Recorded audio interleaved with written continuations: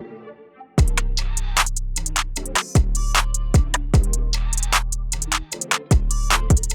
know you said recently that you think that there's nothing that can shock audiences anymore. You think, that perhaps they've seen it all. But is there any kind of artists of a newer generation that for theatricality, like, what, they're really putting on a show or really admire what they're doing?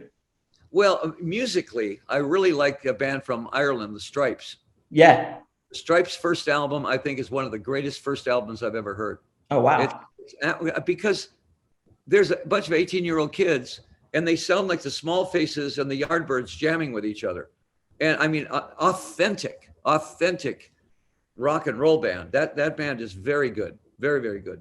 I like the Strokes, because they've got the flash, and they've also got the songs, and they got the attitude.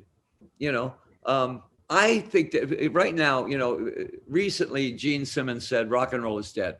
Mm-hmm. Well, Gene Simmons, I would like him to do my taxes, because he's a businessman.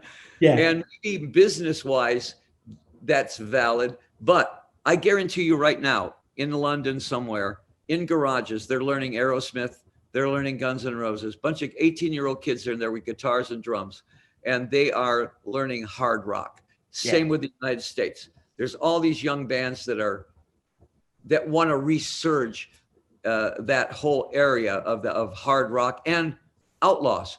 So in some ways, rock and roll is where it should be right now. We're not in the Grammys. We're not in the mainstream. Rock and roll is outside looking in now. And I think that gives us that outlaw attitude. And I think that's very good for rock and roll, because that's how rock and roll started. We were all outlaws at the time. And then we became mainstream. But now, hey, Foo Fighters, Green Day, a lot of great hard rock bands out there.